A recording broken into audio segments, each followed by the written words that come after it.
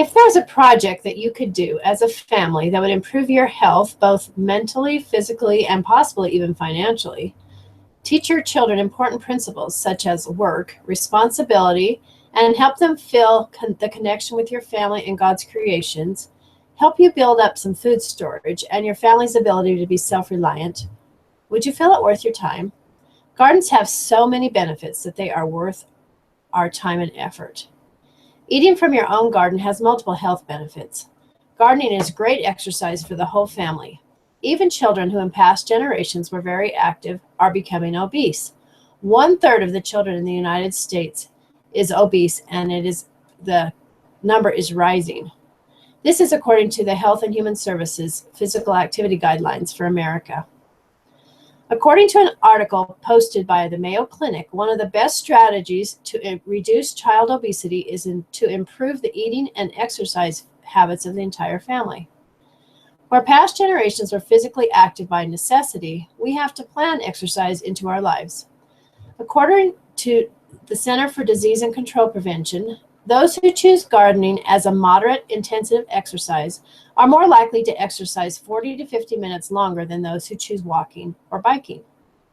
If we only gardened to get in shape, it would be worth the effort, but there are so many other benefits. Vegetables grown in a garden have significantly more vitamins and taste better because you can pick them when they are ripe. On the Food and Nutrition Science website, we are told that the length of time fruits and vegetables stay on the vine, ground, or tree contribute to both nutrient content and flavor. The longer foods are able to ripen on the vine, the higher the nutrition and usually the richer the taste. Kids and adults that grow their own food are more likely to eat vegetables because they have invested their time and effort and because they taste better. Gardening is a great time to work together as a family and teach children that working can be enjoyable and that is a necessary part of life. In a report published by the State of Michigan Extension Service, we learned that gardening can reduce stress and improve mental clarity and a feeling of reward. In a study published by the Journal of Health Psychology, 30 allotment gardeners performed a stressful stoop task and were then randomly assigned 30 minutes of outdoor gardening or indoor reading. Gardening and reading each led to decreased levels of cortisol during the recovery period, but decreases were significantly stronger in the gardening group. Positive mood was fully restored after gardening, but further deteriorated after the reading. These findings provide the first experimental evidence that gardening can promote relief from acute stress. Other studies have shown that eating more vegetables can significantly lower stress levels. In a study conducted at the University of Sydney in Australia, scientists found that people who eat between 3 to 4 servings of vegetables a day had a 12% lower stress level than those who only ate 1 or less. When you have tasty fruits and vegetables from your own garden, you're more likely to eat an abundance of them. Gardening is beneficial in lowering stress, which improves overall health, and in improving mental processing and disposition. Elder Ezra Taft Benson explained one of the first principles revealed to Father Adam when he was driven out of the garden. In the sweat of thy face thou shalt eat thy bread, till thou shalt return to the ground. All we obtain in life of material nature comes as a product of labor and the providence of God. Work alone produces life's necessities. More than ever, we need to learn and apply the principles of economic self-reliance. Today, I emphasize a most basic principle: home production and storage.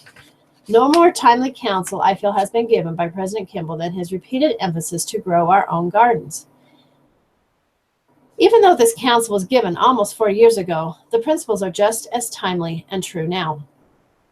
Our children live in a time when self-reliance is not valued by the masses as it was in generations past. The Lord expects us to take care of ourselves and to provide for ourselves to the degree that we are able. It can be difficult to teach children to work when society often rewards them for not producing. They need to feel the emotional rewards of learning to provide for themselves. We are not as happy if we must depend on others because we have not learned to take care of ourselves and our own needs. Those living in homes with very little or no yard may think that gardening is not a possibility for them. I was impressed with a lady that our daughter taught on her mission when she was in Albany, New York. This sister lived in an apartment with no yard, but up and down the steps and in window boxes and anywhere the sun shone, there were pots and planter boxes. One of our other daughters, when she was first married, lived in a condo with no yard. They had one flower box in front of a window. They planted some tomatoes in this flower box and were able to bottle some salsa as well as eat all the tomatoes they could for quite a few months. Elder Benson continued his talks. Many of you have listened and done as President Kimball counseled, and you have been blessed for it. Others have rationalized that they have no time or space. May I suggest that you do what others have done? Get together with others and seek permission to use a vacant lot for a garden, or rent a plot of ground and grow your own gardens. Some elders' quorums have done this as a quorum, and all who have participated have reaped the benefits of a vegetable and fruit harvest and the blessings of cooperation and family involvement. Close quote. Most communities have community gardens available for those who want to participate. You can check with your local Chamber of Commerce to get information about a community garden in your area. We can be creative and figure out ways that we too can garden. The benefits of gardening are many. My father grew up in a home where their garden sustained life. My grandfather had an accident where he lost 3 fingers off his right hand, and he used his hands to make a living. So earning a living after this accident was very difficult, and their garden was survival for them. I would like to challenge all of us to plant some kind of a garden, whether it is big enough to grow enough vegetables, to build some food storage, and to be able to get some exercise, or whether we just have a few pots on our steps or in windows. We can all plant some kind of vegetables or herbs, and our children can learn responsibility, and we can all enjoy growing our own food.